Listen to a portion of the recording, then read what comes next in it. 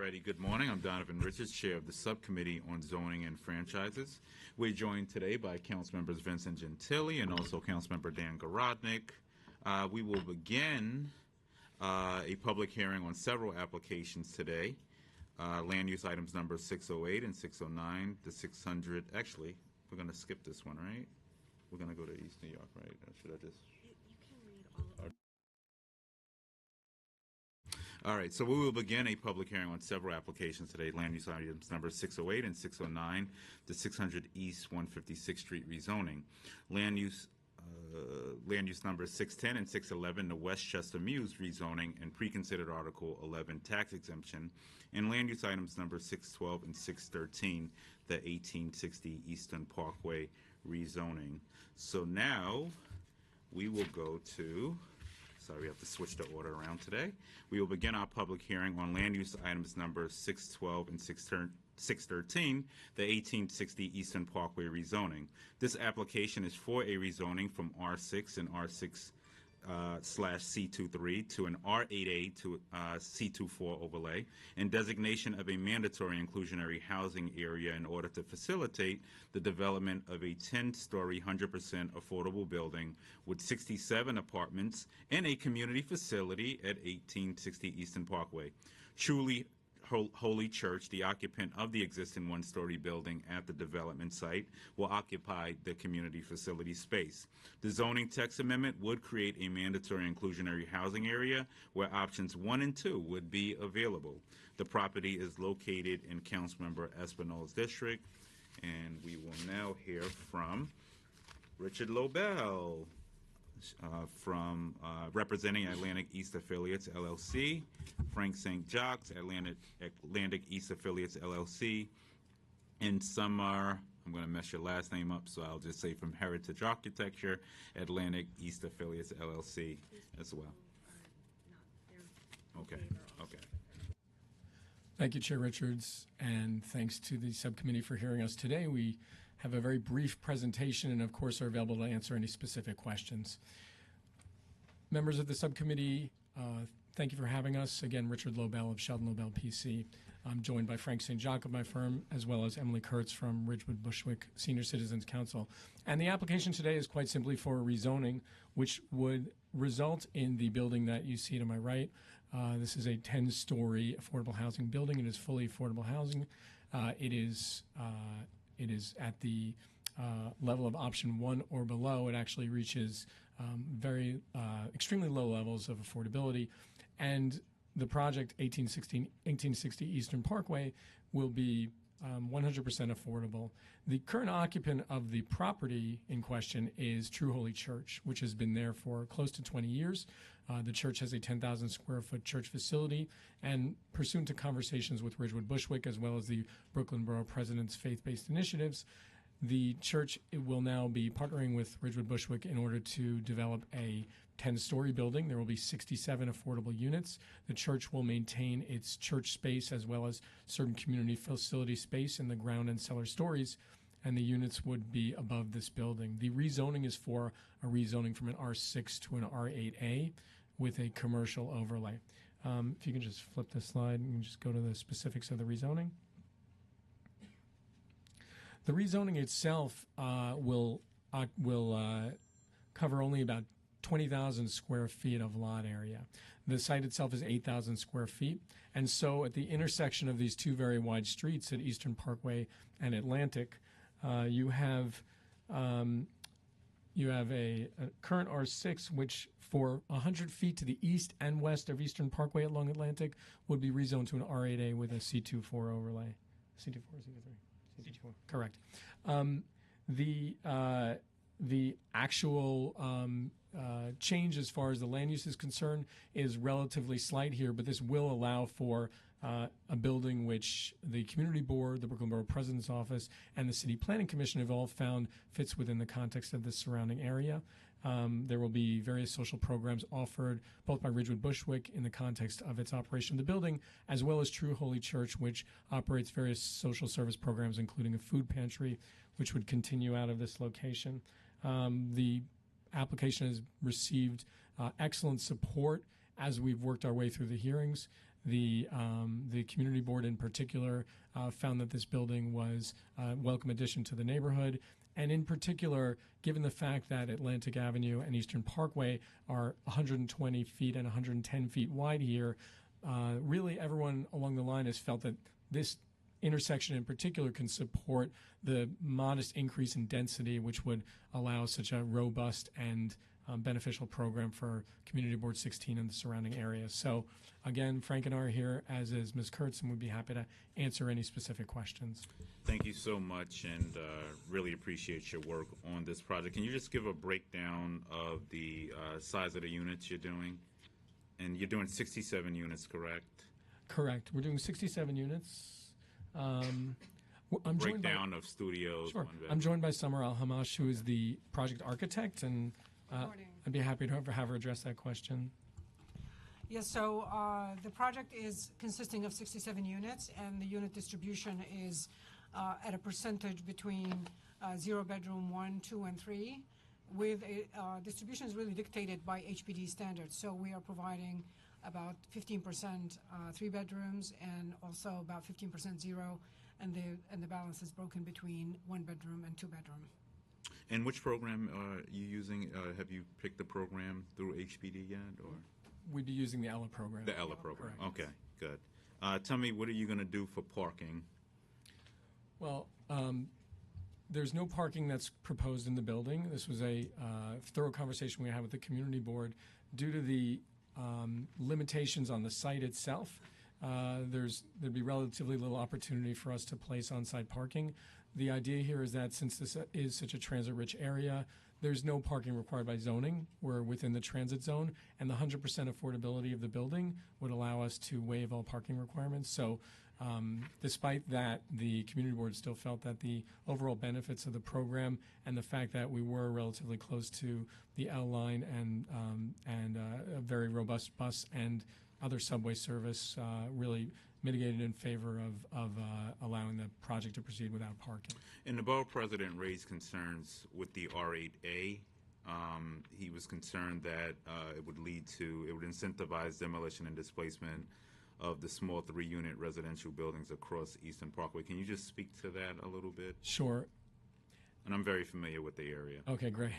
The applicant, it's always really in the applicant's best interest to reduce the scope of the rezoning, to limit the area that's devoted to the rezoning, for the reason that the applicant is required to do the legal and environmental diligence required to rezone a broader area. So city planning, basically from a land use context, felt that it would be that it wouldn't provide sufficient context to allow rezoning merely on one side of Eastern Parkway. They wanted us to mirror that on the other side.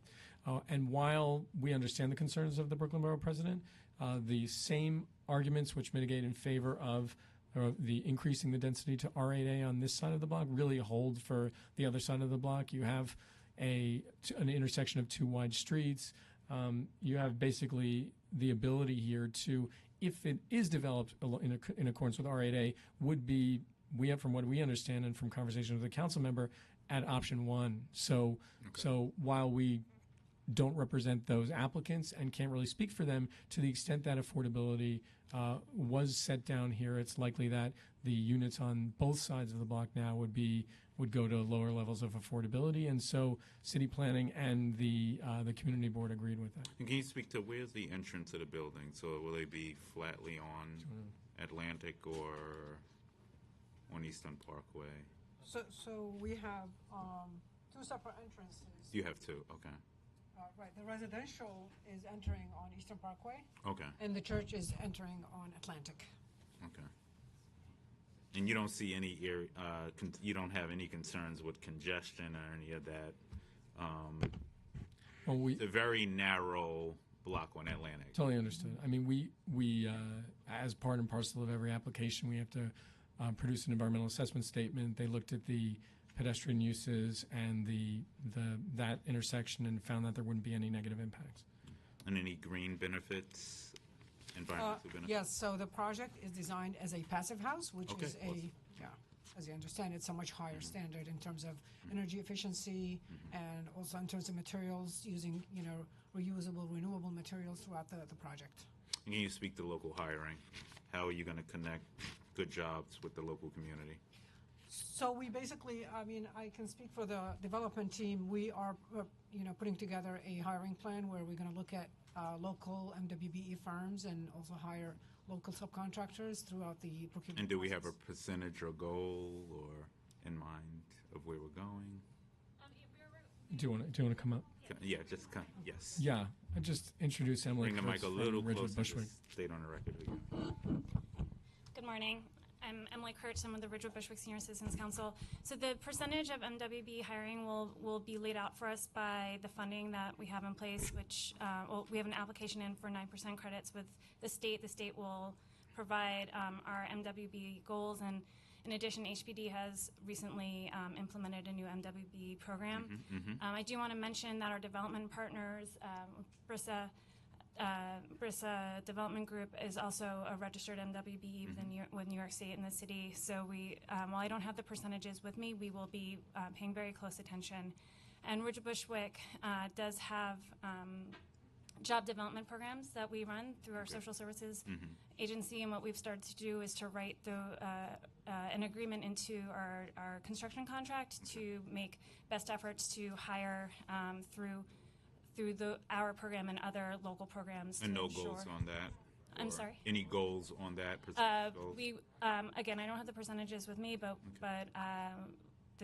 without the contractor, without the conversations with the contractor, it's hard to say. But we do push to the highest extent possible to hire locally and to support both the neighborhood and the programs that we're providing. Okay. Well, I'll just urge you to ensure those conversations are being had before it gets to the full land use committee, so that we can have specific goals laid out, best efforts. Okay.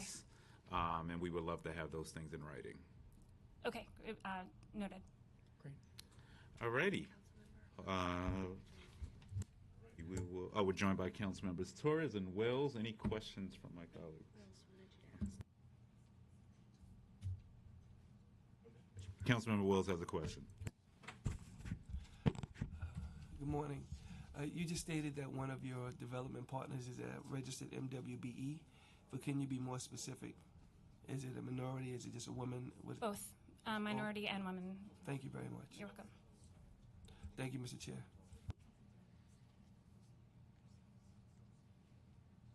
Alrighty, any other questions from my colleagues?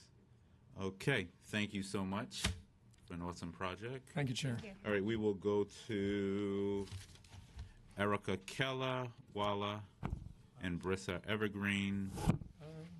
Chair, Yes. we Or- actually, except if there are any specific questions, we're happy to conclude with that. They had written, so as long as they have, Yeah. they're fine? Okay. Alrighty, are there any other members of the public here who wish to testify on this issue?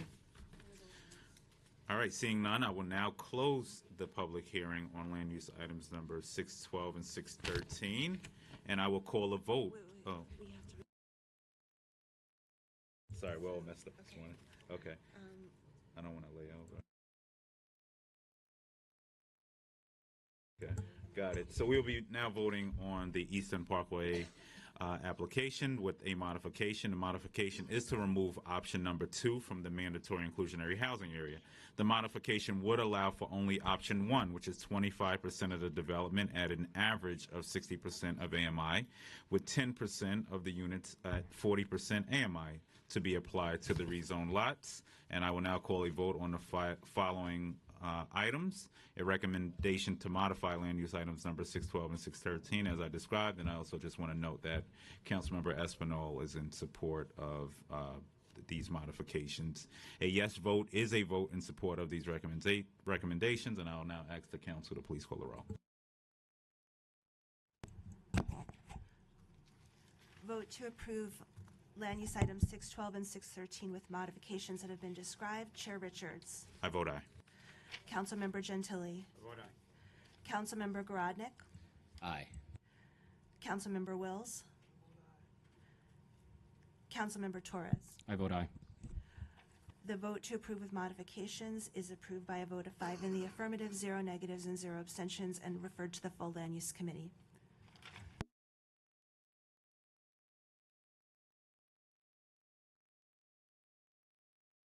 All right, we'll hold the vote open on this.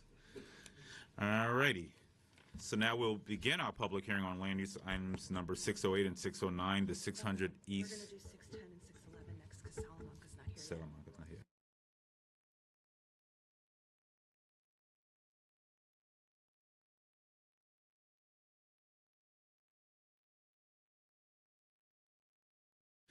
All right, I will now open the public hearing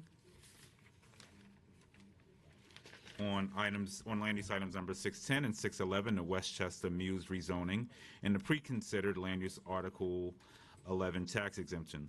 The applications are for a zoning map change that would rezone 16 lots within Block 3805 from R5 from an R5 with a C2-2 overlay to an R6 with a C24 overlay, commercial overlay. A zoning text amendment would create a mandatory inclusionary housing area with options 1 and 2 available.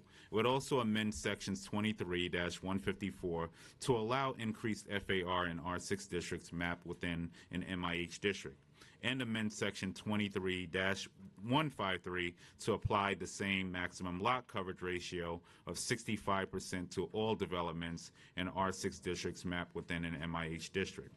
The development site consists of 2 vacant lots, both 123 and 124, that would be redeveloped into 2 buildings separated by a 60-foot rear yard equivalent that include 206 units of affordable housing, ground floor retail, and a community facility space. The tax exemption under the private housing finance law would exempt the residential and community facility uses at the development site from real property taxes for a period of 40 years. The property is located in Councilmember Palmer's district, and we now are joined by Jordan Press, the Executive Director of Development and Planning from HPD, Peter, so what's the last?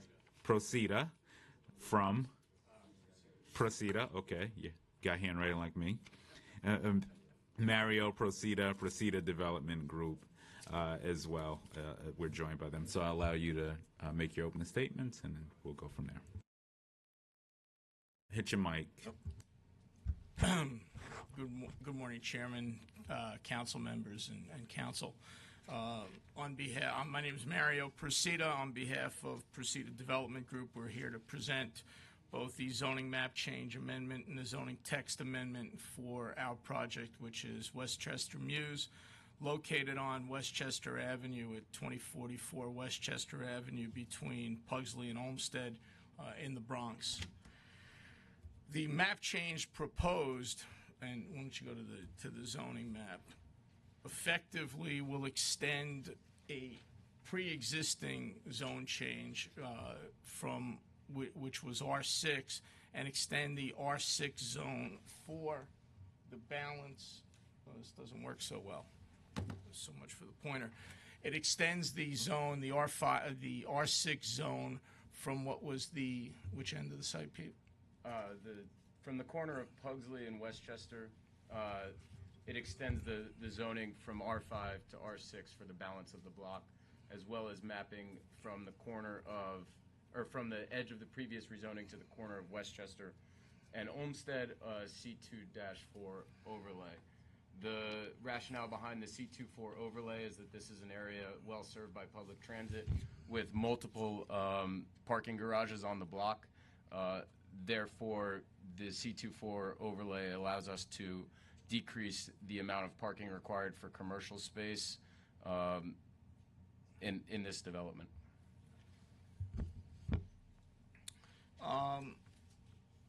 Our development will include 206 units of affordable housing, which are being developed in accordance with the Mix and Match program. We will also be utilizing the Our Space program, and it's an extension of a previously completed development of 134 units of low-income housing, low-income tax credit units immediately to the west of the property. Go to the plan. Our buildings front on both, go to the site plan. Our buildings front on both Westchester Avenue and on Newbold. In the future, bring handouts because do you have handouts? I apologize. Okay, awesome. We'll that would take be great. care of that Make right sure now. So that members of the committee can actually have them. May continue. Okay, so we front on both Westchester and on Newbold. We have separate building entrances on both Westchester and Newbold and a shared courtyard in the middle of the development. Our unit mix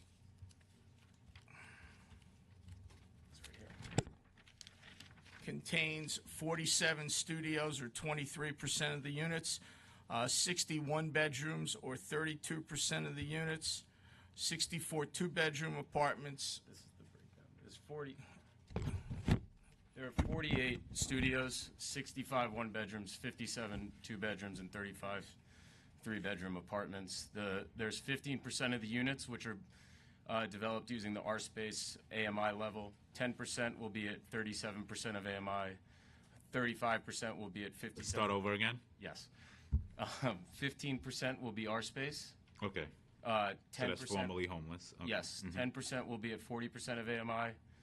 35% will be at 57% of AMI, and 40% will be at 80% of AMI.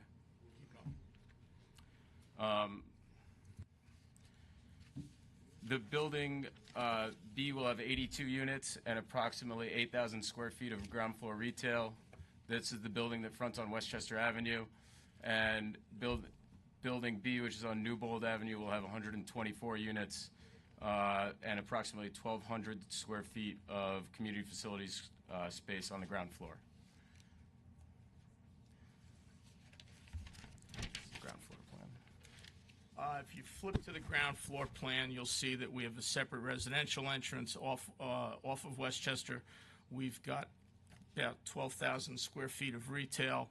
We are currently marketing that space to potential supermarkets, and we're also in discussions with the Ghetto Film School about potentially using the ground floor space as well. I think that's about covers it, and any questions? Are you using fresh? Is fresh eligible in this? It is not a fresh eligible It's not a fresh eligible site. Okay. Alrighty. Go through parking. We have no parking contemplated for the development. It's not required by the zoning. Immediately next door to the east on our Park West development, there is a parking lot. It is a public lot, although it's an accessory use lot. There's also, in the immediately adjacent parcel, there's another parking garage structure there as well, which is totally for parking. Our experience relative to parking has been that it is not necessary for the residential units, and it's been primarily used by the community. And community facilities just for residents in the building, or will it be open to the public? We have not found a tenant. We have not really gone out for a tenant. We probably will have a social service provider that is primarily going to be working with residents in the building. Awesome. I was going to raise that question. We're going to go to Chair Greenfield in 1 second. So you're going from an R5, you said, to an R6. Yes. Our prior development was developed with an R6 zone. There was a zone change that effectively stopped at the property line for the subject development. We went in to meet with city planning looking to extend the prior zone change. City planning had made the suggestion to extend the R6 over the entire block. So not specifically just for you. So to extend, just say that again? Extend the R6 zone over the entire block. So over the entire site. Yes, they felt that was a better approach. City planning's justification is that the two buildings on Newbold Avenue on the corners are both currently overbuilt given their R5 zoning. Once brought into the R6 zone, one of the two buildings will become compliant with current zoning and one will remain overbuilt. So there's really only a couple of potential development sites which are occupied by single-family row houses. And go through your green space. The the park at the moment, we're still working on the planning for the park, and a lot of that will be contingent upon whether or not the Ghetto Film School comes on board, and that's still a bit fluid. Otherwise, it will be landscape, park, and garden for So you're quiet saying either enjoyment. or? You're going to It do will either be, well, no, the green space will be for the quiet enjoyment of the residents Okay. of the building. However, the Ghetto Film School, if they come in, may have some uses for the green space as well, which would activate the space. Okay. All right, I'm going to go to council member. And HPD, can you just speak to the tax exemption? Yes, thank you, Chair Richards. This pre-considered land use item is related to land use numbers 610 and 611, known as Westchester Mews. As my friends to my right have stated, Westchester Mews is a proposed exemption area located at 2035 Newbold Avenue and 2044 Westchester Avenue in the Bronx in Council District 18. The developer plans to construct 2 buildings that will be mixed use and mixed income under HPD's Mix and Match program. As they testified to, the combined buildings will provide 48 studio apartments, 65 one-bedrooms, 57 two-bedrooms, 35 three-bedroom units, as well as a 2-bedroom supers unit for a total of 205 rental units, plus 1 unit for a superintendent. Building A at 2044 Westchester Avenue will be 11 stories tall and include 82 rental units. This building will include 8,090 square feet of commercial space, and Building B at 2035 Newbold Avenue will be 10 stories tall and will include 124 rental units. Building B will include 1,319 square feet of community facility space. In order to help maintain affordability of the residential units, the sponsor is seeking Article 11 tax benefits that will coincide with the regulatory agreement for a term of 40 years. Okay, and what was the rationale of, I mean, obviously I know why people like tax exemptions, but can you just speak to that a little bit more? So- Why HPD is considering it for this project? Right. So the targeted household incomes, as they testified to, are going to be generally very low income at 30%, 40%, 60%, and 80% of AMI. And given that How many of the units are going to be at 30% AMI? 31 or about 15%. given those low that low rental income that the property will be taking in order to achieve the public benefit of affordable housing, full property taxes would not make for a sustainable project, and the tax exemption is required for project feasibility. How many projects are you doing these tax exemptions on? Or considering Many. many more. Okay, it just crossed my mind because we have other projects that obviously coming before the committee, and I haven't seen you doing a lot of Article 11s on those projects. Yep. And I'm not knocking that. No. I mean, so, but I just want to know what is the. Yeah. So how do you decide? So 2 reasons. One is if the project is a very low income project, it can apply for 420C, which is not discretionary. It's an as of right tax benefit. And the other is 421A, which is now back. Also an as-of-right benefit that is often combined in these kinds of zoning actions that come before your committee. Okay, I'm going to go to Chair Greenfield, who's joined us. Thank you, Mr. Chairman. I have just 2 questions. What environmental standards is this project being built to, if any? I'm not sure I understand the question. Do you mean like enterprise green communities or things of that nature? Yeah, LEED standards or other standards. We are compliant with enterprise green community standards. Okay, I mean, they're minimal standards. You're not going above. There are certain items that we may go beyond the green communities. We've scored above the minimum threshold, but that's what we're being built to. Got it. But then just a curiosity question. What Westchester Mews, what exactly is a mew, and why is this a mew? I Googled this, actually. I don't think this is a mew, technically. I think technically a mew is a row or street of houses or apartments that have been converted from stables or built Yes. like former stables. Have there been stables on this property here? Maybe I quite think a this is while ago. false advertising, honestly. I actually had to look this up myself when the topic. And you didn't come to the same views conclusion as came me? up. The name could use some work, but we have time to adjust that once we get to market. But there, just to be clear, there have been no stables on this location. Not to our knowledge. And you're not building it on stables or to look like stables. Not at the moment. All right. I still think it's a little false advertising, honestly. But I appreciate your I comment. mean, because and who we'll doesn't send want that to live? the You market. know why everybody wants to live above stables, don't you? Do you know why? Go ahead. Because everybody loves ponies. You never watched Seinfeld. Okay. I All right. watch it actually all the time. I'll leave it. But, I will leave it at I that. think I must have missed that episode. Oh, it's one of the classic episodes, the pony episode. They're at dinner with Elaine, and the grandma had a pony. It really is. Wow. I'm gonna send you the clip. It's worth That would watching. be great. Okay. Thank you, Mr. Chairman. Thank you. Definitely land use worthy.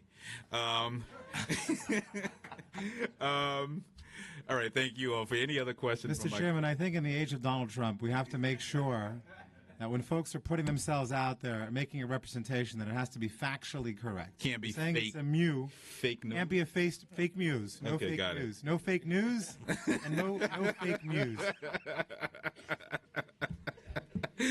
Thank you all for your testimony. We will go to the next panelist, Brian Brown, representing SEIU 32B. Jay.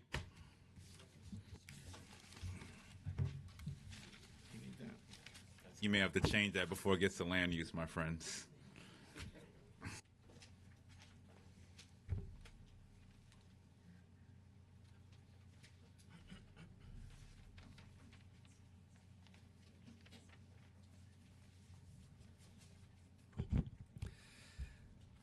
Good morning, council members. Thank you for the opportunity to testify this morning. My name is Brian Brown, and I'm here speaking on behalf of my union, the Service Employees International Union, Local 32BJ. 32BJ represents 70,000 building service workers in New York City. Over 4,000 of us live in Community District 9, where this development is proposed. I'm here to tell you just how important it is that Proceda commit to creating high-quality jobs at Westchester Mews. Westchester Mews is going to create badly needed affordable housing in the Bronx. My union and I understand how important this is. Many of us have struggled to stay in New York City as rents have risen, but we also know that we need good jobs just as much as we need housing. We cannot build our way out of the affordable housing crisis. As long as there are working people earning too little to afford the rising housing costs, families are going to continue to get priced out of their homes. Building service jobs can be jobs that pay $11 an hour with no benefits, or they can be good quality jobs that pay wages that allow people to afford to put a roof over their head, save for retirement, and access health benefits. My union brothers and sisters and I have been able to stay in the city and support our families because we were lucky to have these kinds of jobs. We need to make sure that Westchester Mews is creating good jobs, not poverty jobs, for Bronx residents. This is why I'm calling on the City Council to ensure that Proceda commits to creating high-quality, family-sustaining jobs at Westchester Mews and in all of its upcoming developments across the city. Thank you. Thank you. Any questions from my colleagues? All right. Thank you. Thank you for your testimony. All right. Are there any other members of the public who wish to testify on these items? All right. Seeing none, I will now close the public hearing on land use items number 610 and 611. And we will now move on to, sorry, we're hopping all around today. We will now move on to begin our public hearing on land use items number 608 and 609, the 600 East 156th Street rezoning. The applications are for a zoning map change and zoning text amendment to facilitate the development of a surface parking lot and one-story parking garage into a mixed-use project that includes 100% affordable housing and a charter school facility. The parcel is currently zoned M1-1 for light industrial and commercial uses and is proposed to be remapped as an R8A district. A mandatory inclusionary housing area with option 1 would also be created. This property is located in Councilmember Salamanca's district, and he's joined us today. Do you have a statement I'm going to read? And just before I go to Councilmember Salamanca, before we move on to this item, just want to acknowledge Councilmember Annabelle Palmer fully supports the Westchester Muse Affordable Housing Unit at 2044 Westchester Avenue /2053 Newbold Avenue, and wanted to put that on the record as well. Proceeders not only understand the importance of providing affordable housing in my district, but they are engaged, open-minded developers who care about the welfare of the community. We have met on multiple occasions with the Land Use Division to discuss the AMI breakdown, unit count, bedroom, prospective retail tenants, community facility tenants, and many other specifics conducive to best serving the character and needs of this neighborhood. I encourage the subcommittee of zoning and franchises to support the application. Just want to make sure I read that in the record because she requested it. And we will now move on to Councilmember Salamanca, and then we will begin the hearing. Good morning, and thank you, Chair Richards, for the opportunity to speak today regarding land use item 608 and land use item 609, a development located at 600 East 156th Street in my district that is up for consideration today. In my district, just like the districts of many of my colleagues, the creation of affordable housing is one of the most, if not the most pressing issue we hear from constituents. And every day, my office is working to assist as many individuals as possible with their housing needs. It is why I take the land use process very seriously. That's because in my mind, virtually every one of these projects has the capability to be transformative to a community if done correctly. And along with ensuring that the zoning and MIH texts are right for a project, there are many other aspects that I believe must always be reviewed. That is no different from the project we are hearing today. Over the past few months, I have been in direct contact with the CEO of Phipps Houses, the developer for this project, as well as HPD, who of course is providing considerable financing. In voicing my concerns with both parties, I must say that I remain incredibly dismayed that two very important factors for this project have yet to be addressed in a way that would make me feel comfortable enough to support its approval. I'd like to put both of these concerns on the record today. First, the CEO of Phipps has not been able to assure me that the permanent jobs created through this project will be fair wage jobs with good benefits for his employees. I have heard unsettling statistics and concerns regarding low hourly wages, as well as a failure to provide even basic health insurance to employees of other Phipps houses in the South Bronx. This is unacceptable, not only because it goes against what is the right thing to do, but a failure to create any jobs that fail to pay less than fair wage completely undermines the ability for our residents to then be able to afford the new housing we are creating. We must support fair wage jobs that provide good benefits for our working families. Secondly, I am absolutely frustrated with HPD's failure to work with me further on the affordability aspects of this project, specifically with units that will be set aside for the Our Space program for formerly homeless families. While I understand and support efforts to find permanent and affordable housing for formerly homeless families, the creation of these units cannot undermine an effort to also provide units for non-homeless families at an extremely low or very low incomes. This is a very frustrating problem that comes up for projects in my district time and time again. And I fear that we are creating a dangerous precedent in which we are working furiously to try to create housing for currently homeless families without also working to create housing for those who in essence are the most vulnerable to becoming homeless in the future, those whose incomes are 30% of an AMI or below. Additionally, it is a difficult conversation to have with my constituents, many who have been on the losing end of countless HPD housing lotteries, when I have to tell them that the community preference is diluted even further due to the Our Space program. We need to address this. To close, I want to make this abundantly clear. If Phipps or HPD does not work with me to address these issues, I will not hesitate to vote against these items, specifically both land use items 608 and 609, as well as an impending Article 11 needing approval that I understand will be coming before the council in the coming weeks. The stakes are too important not to take this seriously. Thank you, Chair Richards, and thank you to the members of the committee for your time today. Thank you, Councilmember Salamanca. You may begin. And, Yeah, so we're joined by Adam Weinstein, Phipps Houses CEO, Eric Felzer, okay, got here around like me too. Civic Builders, Michael Wadman, sponsor Phipps Houses. You may begin. Hi. Thank you, Chairman. State your name and who you represent. Michael Wadman, Vice President of Real Estate Development at Phipps Houses, the sponsor of the actions under consideration. Thank you very much for meeting here today and considering our item. 600 East 156th Street is being developed by Phipps, the largest not-for-profit housing developer in New York. There are several other team members who are also very experienced in this area, including our affiliated property management company, architect, contractor, etc. We propose to build an approximately 175-unit building. It'll provide moderate income, very low income, and extremely low income rental housing.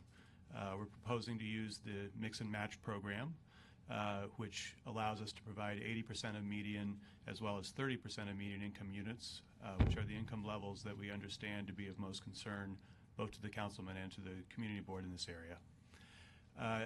An element of this project that we also think brings a lot of value is a charter school located on the lower 2 floors of the building. It's approximately 30,000 square feet. We'll serve K through 4, approximately 450 students. This is a location map. The red rectangle in the middle is our site. As you can see, it's about a block from the 2-5 stop to the south. It's also several blocks away from the hub commercial district in this neighborhood. This is a prime area for Phipps. We have approximately 2,000 housing units in this general area in both community boards 1 and 3, and look forward to providing more housing to the residents of that area. It's another picture. This is facing south, the site at East 156th. Between Eagle and Caldwell. The proposed zoning action, this is a leftover M11 site surrounded by residential district, and we are proposing to upzone to an R8A with the mandatory inclusionary housing option 1. That's a picture of what the building will look like. This is looking east up the street. The lower 2 floors there that you see are dark are the base, which is the school, and the housing is located above it. This is the frontage on East 156. The awnings you see there would be the school entrance. The windows there are classrooms along that side of the building. This is an example floor plan for the school. You see classrooms and a gym, combination gym cafeteria area, as well as more classrooms on the 2nd floor. This is the residential entry, which is around the corner on Caldwell, which is a residential street. Total development cost here is about $85 million, $86 million, including construction costs of about $60 million. In terms of sustainable design, this will be Enterprise Green Community certification, but we'll also be providing solar panels on the roof to provide electricity. There'll also be a cogeneration facility and some green space for tenants located on the roofs.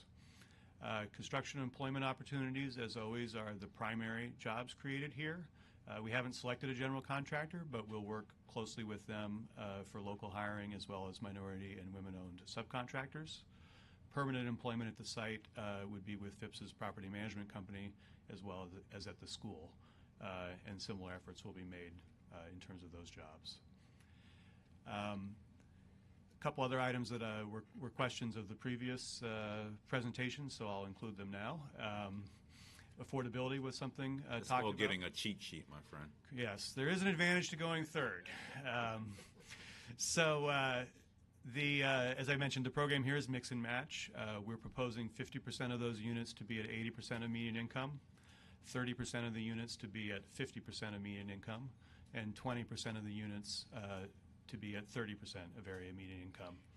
As Councilman Salamanca mentioned, there have been ongoing discussions about the 30% of median income units and how many of them would be through the R-Space referral and how many of them would be through the standard lottery.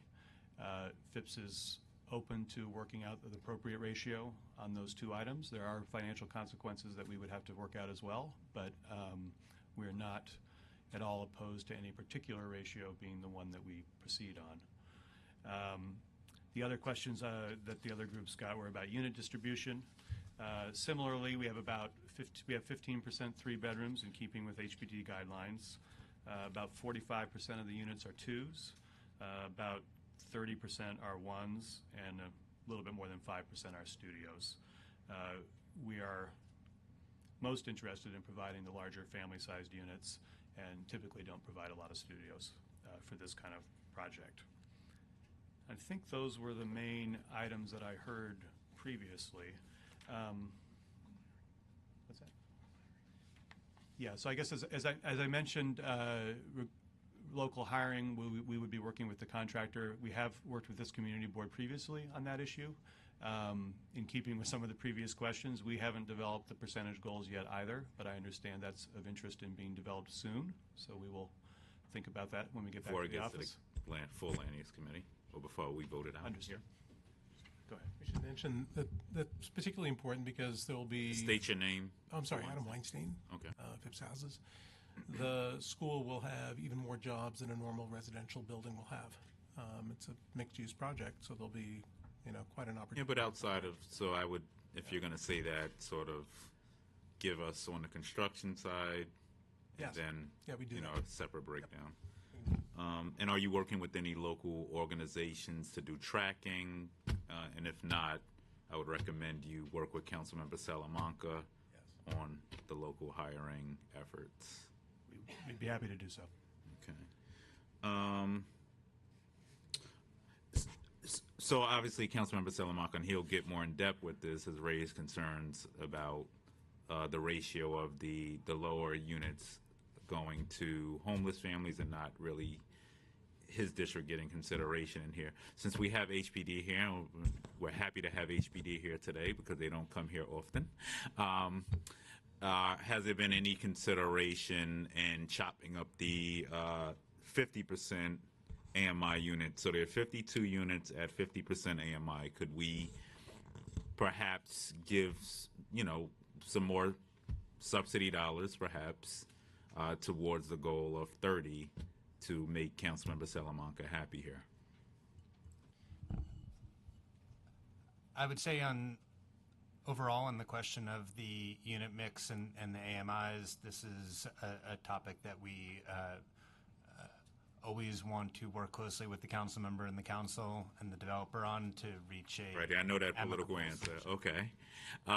So can we consider, and if you can't give a yay or nay, but I'm just giving you that to consider, perhaps to make sure that, while we definitely in this committee support housing for the homeless, and we want to ensure that in any ways we can minimize the homeless crisis in New York City, we want to, and we want to assist the admin in doing that, but also not taking away from preservation and also other efforts to ensure that local residents would have access to better quality housing in these neighborhoods too. So am I making sense here? So if there's ways to make sure we can get to both, that would be awesome here. We would agree. Okay. We would agree that it would be awesome to get to both of those goals, and I would say are working hard in this district and in others around the city to bring housing at a mix of different incomes while trying to solve this tremendous crisis of homelessness that we have in the city. And are there any other M1 districts in the vicinity here that we're going to look? Okay. So this particular area was vacant, I'm assuming, or? So there had been was there any manufacturing use on this there side? and a parking operator for some time. The business owner also owned the site and was interested in relocating and selling the site. The business owner who previously, no problem. Let's get you some water. That's the greatest water in New York City, by the way. It's the coldest water, certainly. It is ice cold. So anyway, the previous owner had run a very small business there for quite a while and decided they were ready to leave and sell the site. Okay. And so we bought the property from them. They vacated shortly thereafter. Basically, as I said, it's surrounded by residentially zoned property, so this was really a holdover from quite a while ago. And what's the timeline of the school being operable? Yeah, so the development, obviously, subject to working out the issues that have been mentioned today and receiving the rezoning approval, we want to close the financing in December of this year. It'll be approximately 2 years of construction to complete both the school and the housing. with the goal of delivering the school in the middle of, that would be 2020, given the construction schedule. So the school would be open in 2020? Correct, the fall. Operable, like children Correct. in it? Okay. Yes. All right, I'll go to Councilmember Salamanca now. Thank you, Mr. Chair. I do not have many questions because we have been speaking and negotiating, and it was important for me to make this statement on the record so that everyone understands my concerns and what my position is on the record. Again, don't want to beat a dead horse. HPD, you understand my position on the hour space. My community is in dire need of low-income units, and that's what I fight for, 30% AMI. And why I understand the homeless crisis in the city of New York, my community is overburdened with homeless shelters. I have 27 homeless shelters in my council district, over 460 cluster sites in my council district, which I'm working with the administration to try to reduce those numbers. And while I understand that homeless families need permanent housing, I have low-income families in my council district who have fought day in and day out to ensure that they're not part of the DHS system. And when we're bringing in units to our council district, I need to ensure that I protect these low-income units so that they have access to them.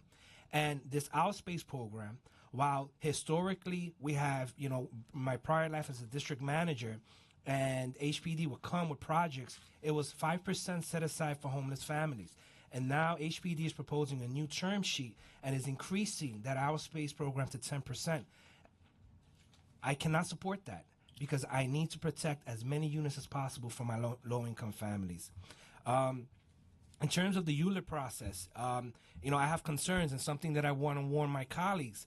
A few months ago, we approved in this body, we approved the ULIP for Concourse Village West, where there was a certain amount of units and unit sizes that were approved. After that ULIP was approved, they came back for an Article 11. And in that time frame, I did not know that they can do this. They changed the amount of unit counts that was originally approved in the ULIP. And so there's a lack of trust here from my office with HPD. And I think that we need to continue to have these conversations. And that is why I am requesting moving forward that all ULIPs and all Article 11s, when we agree on something, it is written on the resolution to ensure that these changes do not occur without notice. And then finally, the wages, FIPS, Adam, these employees who are working in your buildings are my constituents. I think it's unfair for employees in my council district to be getting paid $10 to $12 an hour, okay?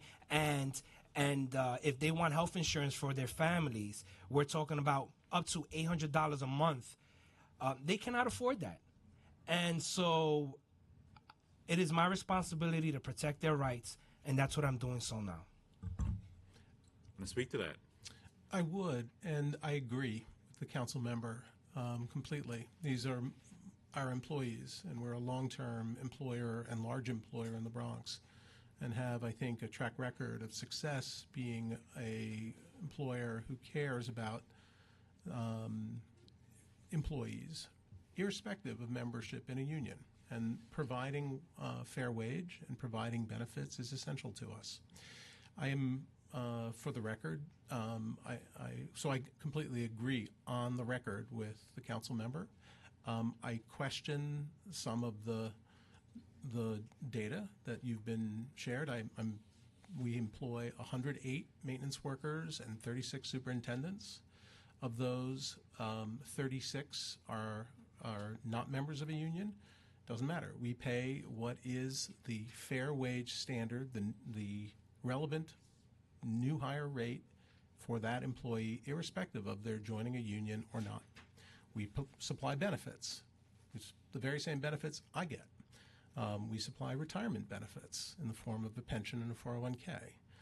We have two locations, and I think the council member is aware of them, both in your district, one of which is represented by a union, the other has been organized by a union now, at which we have two employees by virtue of the fact that of their timing, two employees who who are paid, one is paid $12 an hour and one is paid slightly less than $12 an hour. And it is purely an accident of those two contracts. Those two, as you well know, we can't raise rates when union activity is taking place at a location. So this poor gentleman, unfortunately couldn't get the raise. I'm sure it will be dealt with in the union negotiation that takes place subsequently. And in the second location, the union is negotiating with the employer right now. So I am very confident that both of those situations will be rectified. And with regard to benefits, in those two instances, we hired maintenance companies because we couldn't staff up those large buildings fast enough. We won't do that again. We've terminated the maintenance company at one of the locations, and I think it's very likely we'll terminate them at the other location. Thank you. Question from Councilmember Wills, followed by Greenfield. We've also been joined by Councilmembers William and Levin. So I basically, And Palmer. So I basically had the same questions that Councilmember Salamanca expressed already, and you've answered it. I would just strongly encourage you to continue to work with him diligently, and HPD also. You've done a lot of good work. We're working on you with a few projects in my district, so we'll be watching it because we support the other members, and he has some really valid points. I appreciate the fact that you put on the record that you look out for workers no matter they're part of union or non-union. But again, I strongly encourage you to work with Salamanca on this. Councilmember Greenfield. Chair Greenfield. Thank you very much, Mr. Chairman. So, Jordan, how are you? I'm excellent and brushing up on my Seinfeld trivia while I sit here. For the record, the pony episode is certainly one of the best episodes in Seinfeld. We're going to we might have to have all just of our a showing within the Land Use Committee just so people can appreciate the historic significance of that episode. Let me ask you this question regarding the challenge that we have here today, and I really want to understand the position of HPD. So the Our Space Initiative, I think that's what you guys call it, initiative, right?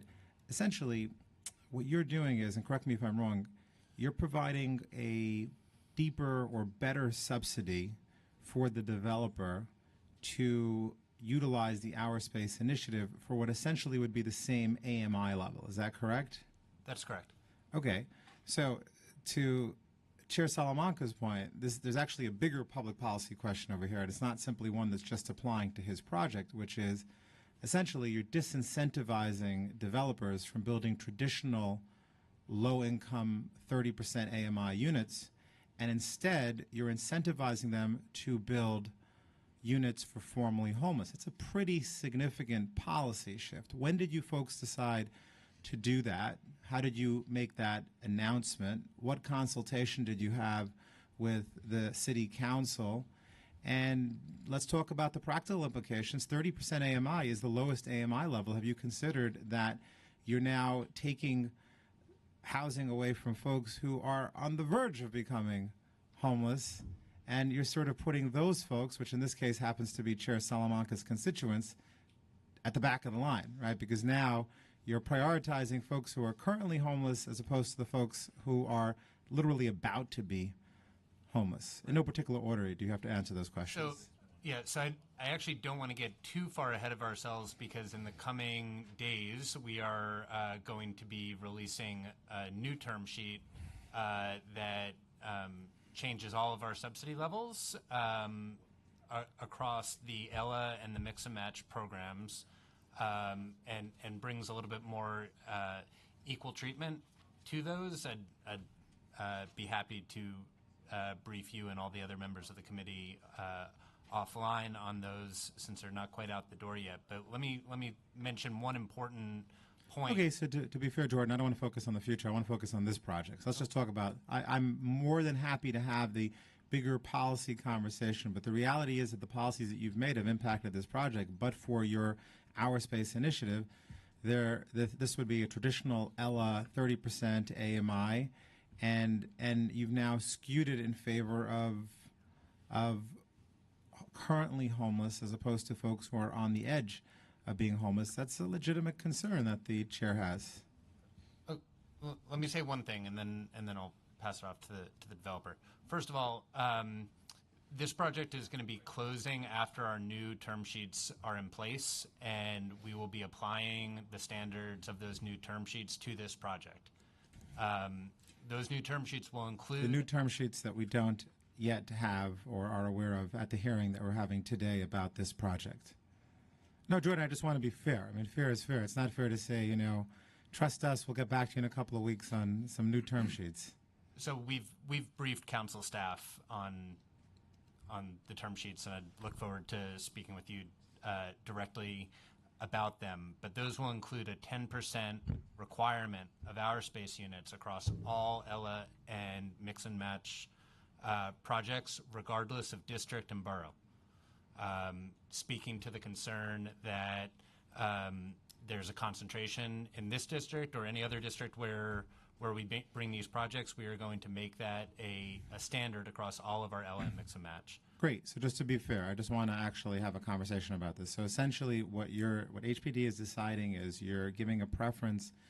You're giving a preference, right? That's a big policy shift. You're giving a preference to currently homeless folks, as opposed to folks who live in districts who, I think we could all agree, are marginal and may in fact be homeless, right? And I think that's really the point that Chair Salamanca is making, which is you're taking away the housing from those folks who live in his district who are literally on the brink in favor of folks who are currently homeless. It's a policy decision that you're making. I'm not disagreeing with that. I'm just trying to understand that. It's a pretty big deal. So we should...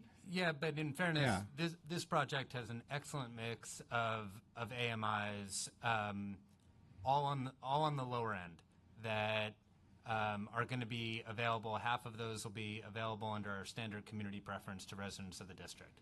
No, but Jordan, in fairness, we're talking about the lowest AMI, right? And the lowest AMI is always, as you know, and this committee knows, and the chair can certainly tell you, that's our biggest struggle, is always to get the lowest AMI. And essentially, you're taking some of those lowest AMI units off the market by, A, currently incentivizing developers to do that, and B, what you're saying is you're going to be making that an official policy where you have to do that. That's a very significant shift. What about the concern that council members like Chair Salamanca have, where that shift is going to disadvantage the local communities where folks have been waiting for years to try to get some sort of affordable housing? And to the chair's point, they finally feel like they can get this super low affordable housing, and then boom, HPD comes in and says, sorry folks, we're taking away a large portion of that, and instead we're giving it to folks who are currently homeless. So you folks who have hung in there and you tried your best and you paid your rent and you struggled every month and you saw the light at the end of the tunnel,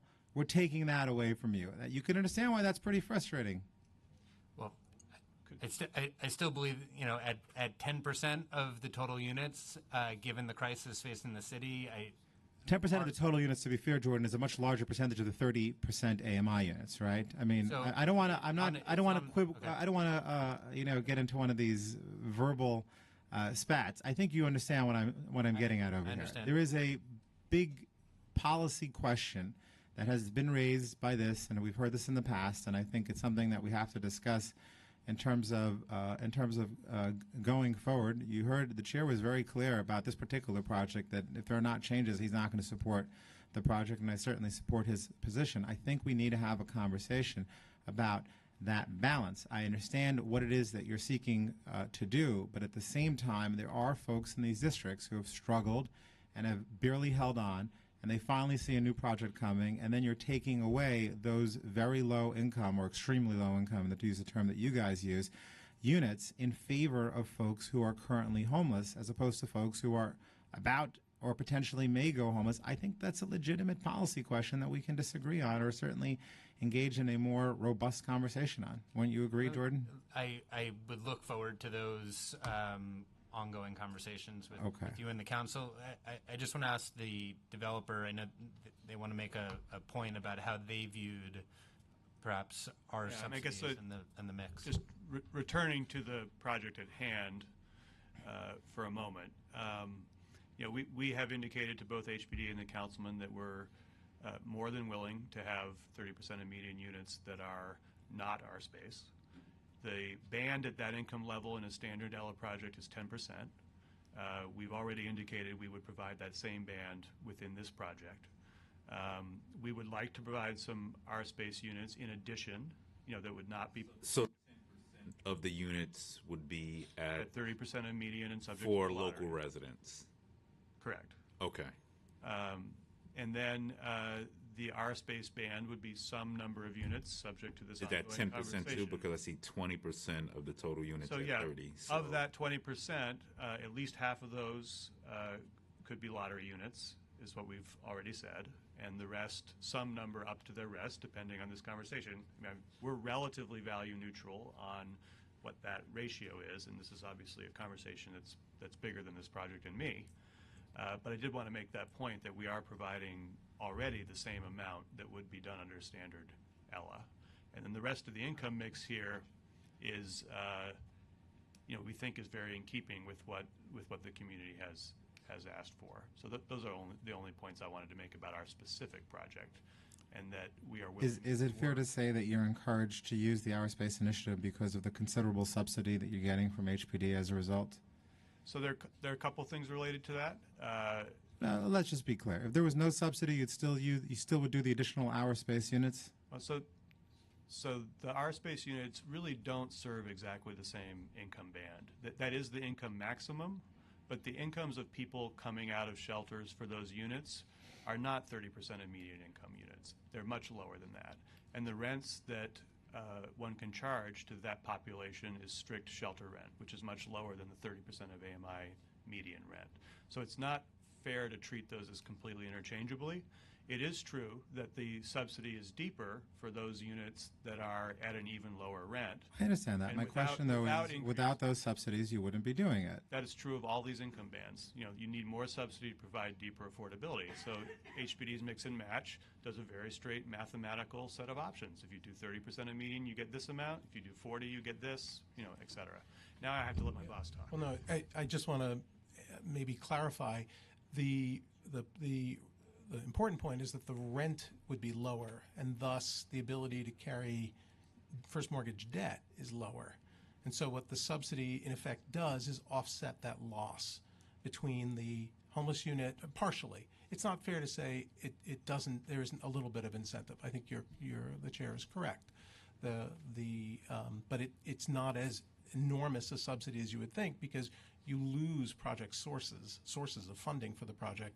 I understand. The point that I'm making is that the HPD has broad power in terms of how they would like to see projects work, and they do that by essentially providing you with the term sheets and the subsidies. And when they provide subsidies for one band, or in this particular case, one project, or specifically for the Aerospace Initiative, that are deeper than other subsidies, when you look at those numbers, it all factors in when you're trying to crunch your numbers, and you say, okay, well, this makes financial sense for us.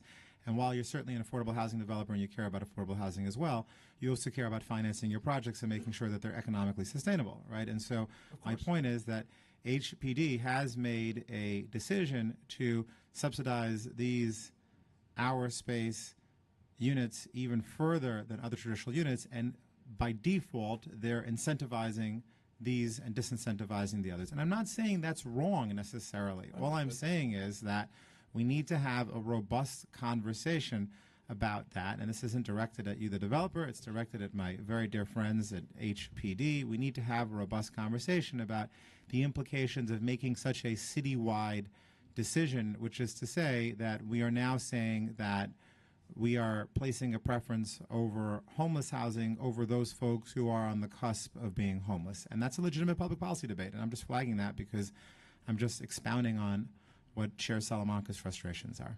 Thank you very much. Jordan, so on formerly homeless on the program, so we've been hearing policy shifts or proposals from the admin on homelessness. So I'm anxious to know, so are you prioritizing, and I think one way to certainly work with communities as this policy shift happens, which is a good policy, so no one's debating that. I think that we need to address more homelessness in our city and within the housing we're building. Are you prioritizing people who are formerly homeless from these neighborhoods? I'm really glad you asked that question. Okay. I don't So, wanna, so what I'm getting at is, if you were homeless from this neighborhood, now are you able to come back? exactly, and Yeah, okay. yes, I'm really glad you asked that question. Not speaking for the Department of Homeless Services who issues these referrals, but I'll say that I know that they make an effort. Department of Homeless Services, when they make referrals, makes an effort to place residents in the community where they wish to live going forward. Oftentimes, and this is anecdotal, but oftentimes we understand that people want to live in the community from which they came from.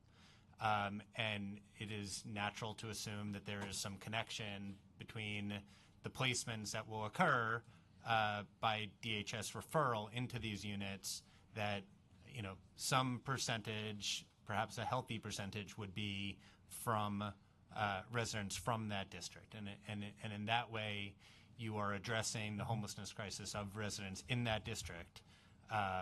You said the assumption. An assumption means assumption, right? So can we get definitive? And I know there's fair housing concerns and Yep. those sort of things that. Again, as I stated, it is probably But how? So DHS would work with the developer or work directly with you, or how No, does that? so DHS works with the shelter residents, Right. to place them into the neighborhoods where they wish to live. You say, because that has not been our experience in the council. But if you're saying Okay. moving forward, this is going to happen, so I'm And- just interested in knowing, yeah. are we really shifting to that policy? Yeah, and I would actually, as we delve into this a little bit further, feel much more comfortable having this conversation with DHS at the table. So So I would suggest that perhaps, the chair should be briefed on this, certainly. Absolutely. With HPD, because obviously a lot of these projects are going to come before the subcommittee, and land use and Councilmember Salamanca's committee, and then perhaps a briefing for the council on this as well, so that Sure. everyone is up to speed on this. So when these land use projects come before us, we're well versed on it and know what to expect. But and once again, I think it's a good thing. I think attaching these things to Ella and Mix and Match and other programs is a great thing, quite frankly. Thank you. But we want to make sure there's science around it as well. Yep. All right, I'm going to go to Councilmember Williams. Thank you very much, Mr. Chair. Thank you. I was chairing another hearing, so I couldn't be here sooner, but I was listening to the conversation. One, I just want to say it's just good to hear this. Sounds like two kind of policy shifts that are happening, which I've been screaming about for some time. One is I'm just happy to hear homelessness and housing being discussed at the same time. We very often have those discussions separately, which is a frustrating thing. And two is that we're now mandating these certain types of housing across projects and across Ella, Mix and Match, no matter where they are. That's a concept that seemed to have eluded this body and the administration when we did MIH. So hopefully one day somebody can explain why we can do it now, what we couldn't do with MIH. We're suffering the consequences of that.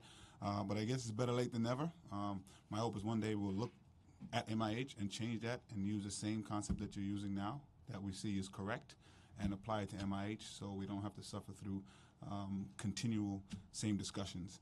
But I also want to say I do understand Councilmember Salamanca's frustration, and hopefully there can be some more discussion about. I don't think he's opposed to giving up any percentage to folks who are homeless.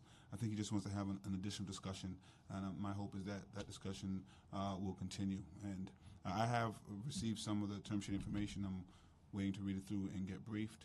I do like what I'm hearing, but I want to make sure that the discussion continues with all of the council, and it's not just the administration having a solitary conversation and then making a decision. Thank you. Thank you. All righty. Any other questions?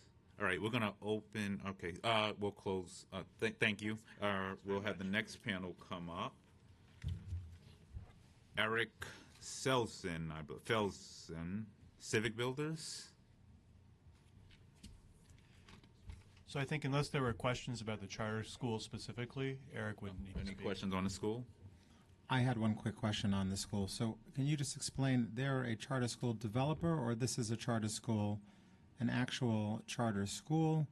How does how does the economics work on that? Can you just sort of give us the basics of what exactly that is? Is there a specific charter school that's going to go into the site, or are you sort of a broker for charter schools? And I couldn't really understand that in terms of how that works. So my name is Eric Felzak with Civic Builders. Civic Builders is a nonprofit real estate development group for charter schools. Okay. We are currently working with FIPS to design and help finance the community facility space for a specific charter school in mind, which happens to be Berea Charter School. Say it again. Can you speak? You can pull the mic a little closer. Yeah. The mic moves. You don't have to move the chair. It's easier. I can do both. Yeah. Okay. So we're currently working with Berea Charter School, okay. which is in the South Bronx. And we have a term sheet with them. They're sort of in agreement with us that they will take this. And so basically, based on the fact that they're going to pay rent, they're going to pay rent based on the rent that they get paid for by the city of New York, that you work that out through them, and you're the folks who are developing it. In a certain sense, you're what? You're purchasing it, or it's sort of a condo, or what does that look like? Is it a condo with FIPS, or what does that structure actually look like? Hi, Michael Weidman from FIPS again. So the structure here is actually a lease. It's a master lease to Civic Builders. Civic Builders really performs the real estate development function, and then they lease it to the operator. We've been working together to design the space to make sure that it works for their operator, and they would pay basically a below market kind of community facility level rent to us for the life of the project. Got it. And then you, Civic, you then go and lease it to a charter school. Correct. Okay. And this charter school has already been approved? Correct. And they currently have a location and they're moving here, or it's a new school? So they're currently operating in the South Bronx, and once this project is complete, they'll be moving their operations here. Got it. So how far are they currently from this site? It's about 1.5 miles. It's in the Mott Haven neighborhood. Mm-hmm. Okay, and this assumes their expansion needs as well, I presume. Correct. Okay, great. Thanks very much. Councilmember Salamanca. Question about the charter school. We haven't met yet. How many charter schools is your organization, your company contracted with FIPS throughout the city of New York? This is our first partnership with the FIPS. Okay. Yep. All right. And so you're currently open in the Mount Haven district. I take it that's the Speaker's district that you're in. Right. So I am not with the charter school. I am with Civic Builders, not Berea. Berea is the actual charter school. We are the developer. All right. So FIPS, it's important that I meet with the charter school that is proposing to come to this facility. I've already instructed my team. Problem. Has this charter school met with the local community board, and they've gotten a letter of support? So I have attended local community board meetings with FIPS to field questions on behalf of the charter school and to hear the concerns of the community. We have not received a letter of support. All right, so I think it's important that this charter school, if they're operating in Mount Haven, they're in Community Board 1, they should have a conversation with the community board and get a letter of support. And how long has this charter school existed in the Mount Haven area? For about two years, I believe. Yeah, I think that immediately after this hearing, you should reach out to the charter school, and we should have a joint meeting with Community Board 1 in my office. Okay. All right, thank you, Mr. Chair. Thank you. All righty, thank you. All right, we'll call the next panel. 32BJ, Sean Cromwell, Marcos Murillo, Suzanne Khan, Fugastaro. Oh, it's Gustavo? Oh. SEIU 32BJ.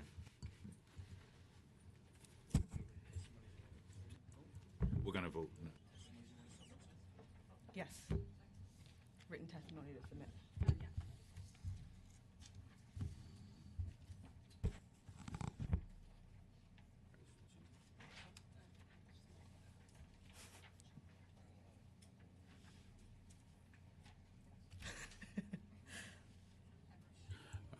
righty, you may state your name and begin.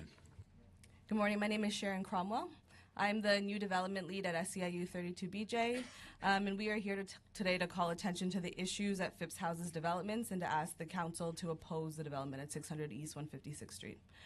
Whenever we get involved in ULURPs, whenever we come before this body, we are very consistently calling for affordable housing and for good jobs. We insist that affordable housing does not have to come at the expense at good building service jobs, and we believe that housing should mean good jobs because we know addressing the affordable housing crisis and addressing the income inequality crisis calls for both of those things to be done.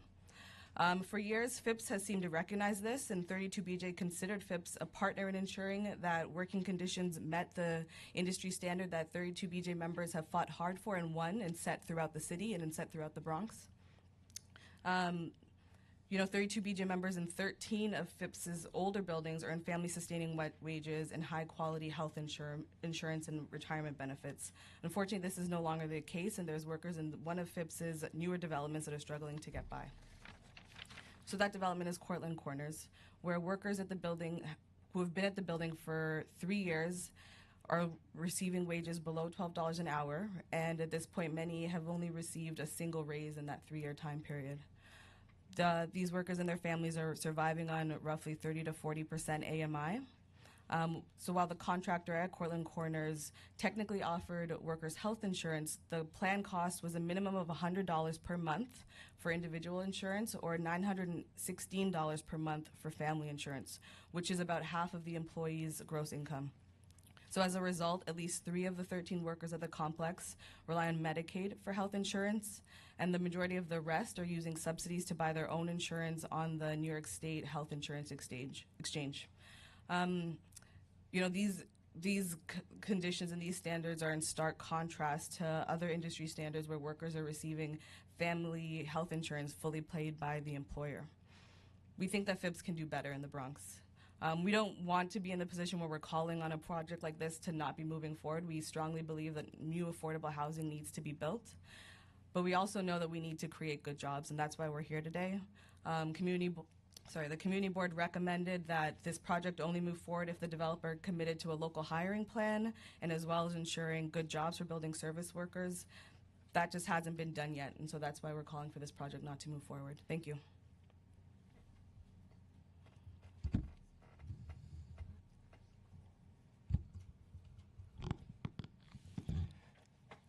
Good morning. I go to testimony in opposition to the proposed rezoning of East Just state your name 156. for the record as well. My name is Marcos Morillo. Gracias. I go to testify in opposition to the proposed rezoning of East 156th Street Zoning and Franchise Committee, May 2nd, 2017. Good morning. My name is Marcos Morillo. I am a Bronx resident, a building super, and SEIU 32BJ union member. 32BJ members maintain, clean, and provide security service in residential buildings all across the 5 boroughs, including one like the proposed development at 600 East 156th Street. Through our job, we receive access to high-quality health care and can save for retirement. I believe that all workers in New York should have the same opportunity. That is why I am here today opposing the proposed rezoning on 156th Street. The way workers are treated at Phipps building across the city varies significantly. In a number of its existing property, Phipps has created high-quality building service jobs for workers like me. At these buildings, Phipps ensures supers, porters, and handy persons with family-sustaining salary, good health, and retirement benefit. But at other Phipps building service workers report making wage well below the area standard, while receiving no meaningful benefit.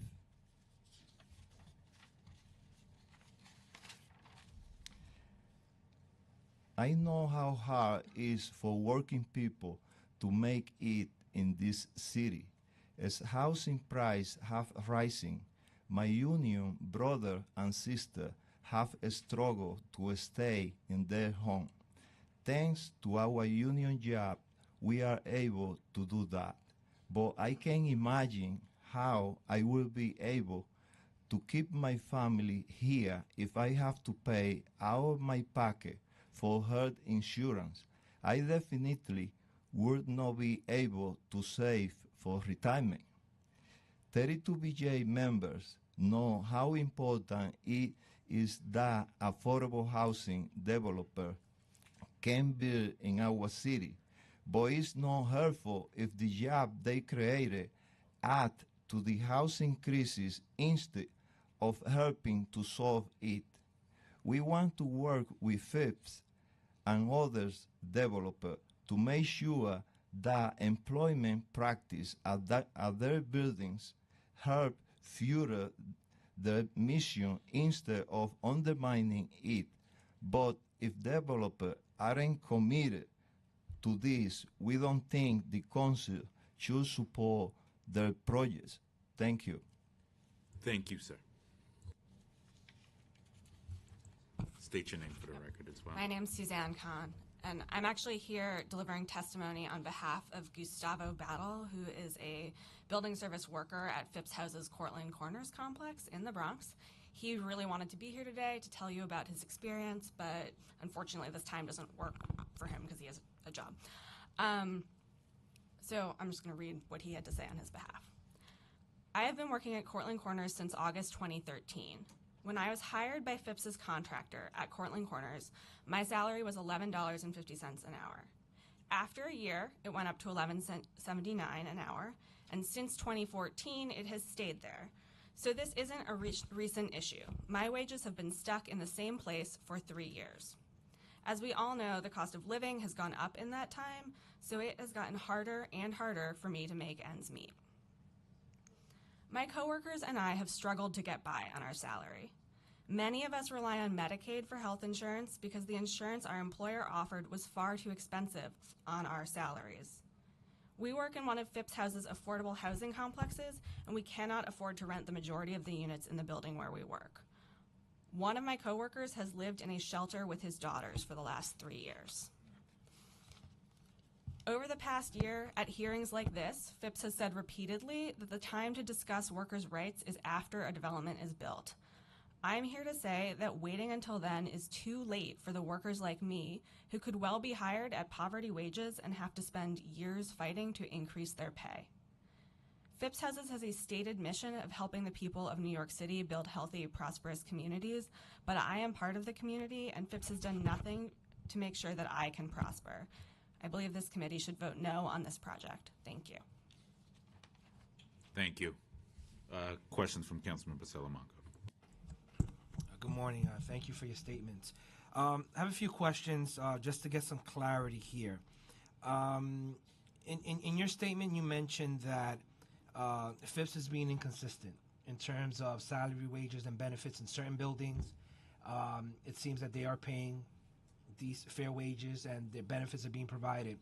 But it seems that in some other buildings, such as the ones in my district, they're getting low wages, and obviously their health insurance is far above what the employees can actually afford. Can you explain the inconsistency and why?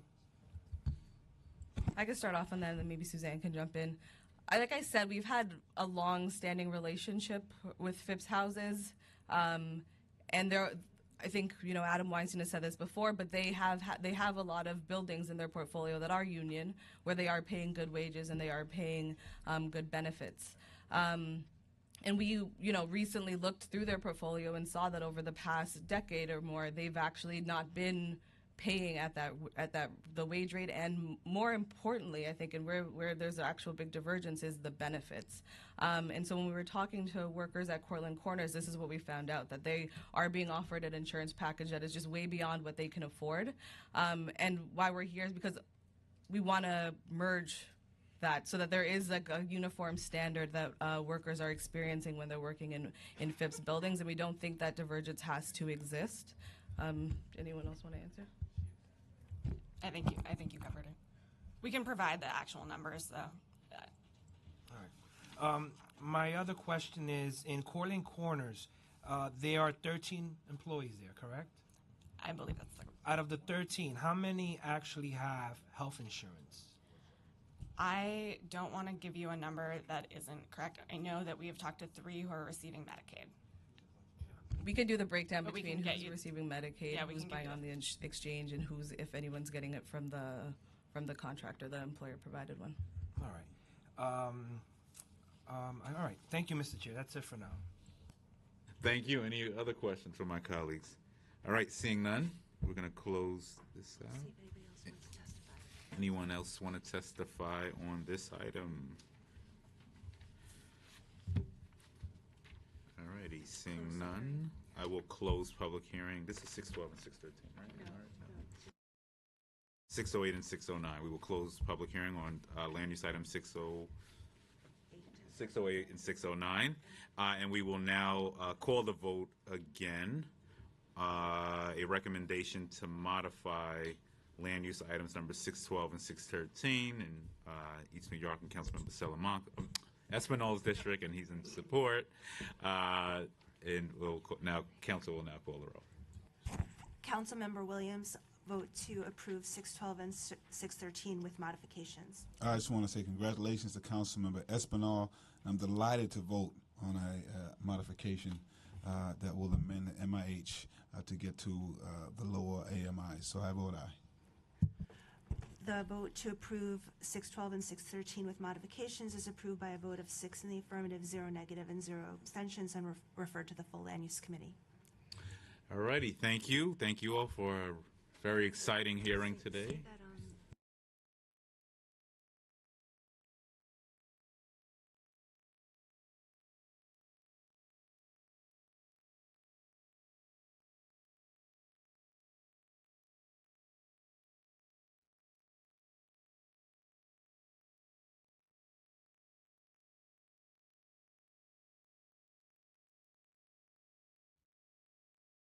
Alrighty, so we'll be laying over item 600, laying over the 600 East 156th Street application and the Westchester Muse application for consideration. With that being said, this hearing is now closed.